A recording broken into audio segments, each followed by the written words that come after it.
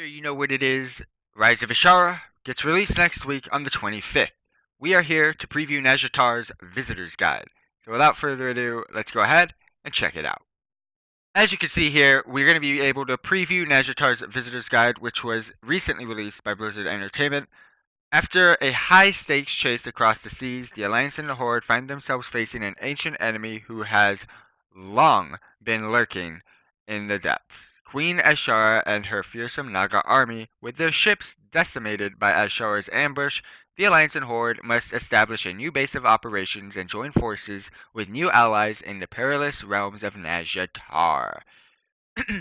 Before you can begin your journey in Nazjatar, you'll need to reach level 120 and complete the quest Unlocking the World, which grants access to the world quests in Battle for Azeroth. When Rise of Ashara arrives, you'll receive a summons from either Gen Greymane or Nathanos Blightcaller, setting in motion the events that will lead you to Nazjatar. After Ashara's catastrophic assault leaves your ship in ruins, you'll wake up among the wreckage to the unfathomable sight, a massive hole in the sea where previously there was only ocean. Your first order of business will be to search for survivors, um, but Ashara's army is still on the hunt, and before long you'll need to traverse impossible cliffs and waterfalls in search of a safe haven. With the help of newfound allies known as Unshackled, the Horde will find refuge in New Home in the southern portion of Nazjatar, while the Alliance will join forces with the Waveblade and Cohen in Mezimir, just to the northwest. Once you've established your base of operations, you'll need to progress through the zone's storyline before you can engage in wider array of events and activities across Nazjatar. Shortly after Horde players reach the quest down into Nazjatar and Alliance players reach the quest a brief respite, you'll unlock access to a vast amount of content throughout the zone, and Nazjatar is yours to explore. Nazjatar is a dangerous and beautiful place, filled with coral forests and unfathomable deep-sea creatures, skittering through passageways and clinging to rock faces. Secrets that have remained submerged for millennia are now exposed to the surface world, including the ancient ruins of Zin Azjari, the once glorious capital of the Kaldurai. Further in the depths, the beautiful and terrible city of the Naga and the palace of the Queen of Tides herself awaits.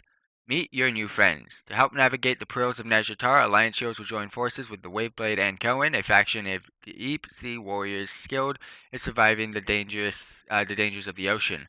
Meanwhile, Horde heroes will find worthy allies in the Unshackled, a desperate group of Makura, sea giants, and gill goblins who have banded together to seize their freedom from enslavement of the Naga. As you provide aid to your new allies and prove your worth, your new friends will return the favor by offering their services of their most seasoned warriors and hunters.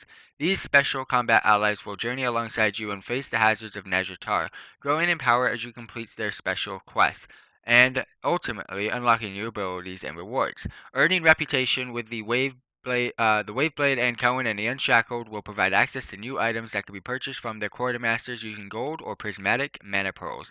For example, Alliance players will be able to tame and ride a mighty and Cohen Waveray, and when reaching Exalted with their allies, you'll be able to earn reputation and additional rewards by completing world quests, taking part in daily activities, hunting rare and powerful creatures, and more as you explore the expanse of Nazjatar.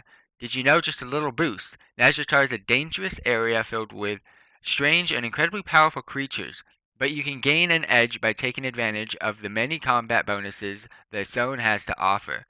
Some can simply be found underground, like the poisonous spiral leaf, which increases your damage for a short duration. Others can be found looting creatures during your adventure, or defeating powerful foes. Explore and find what's waiting to be discovered. New Bethic gear.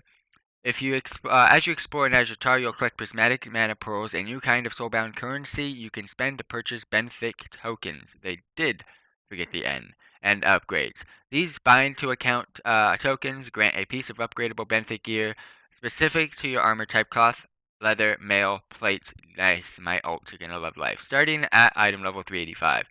With enough time and effort, players can dedicate their hard-earned mana pearls to upgrade pieces to eye level 425, just shy of heroic level raid gear, eye level 430.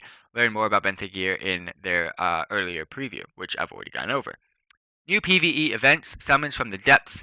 While in Nazjatar, Queen Ashara will periodically rally her Naga forces to summon forth a powerful creature from the depths into a zone-wide event.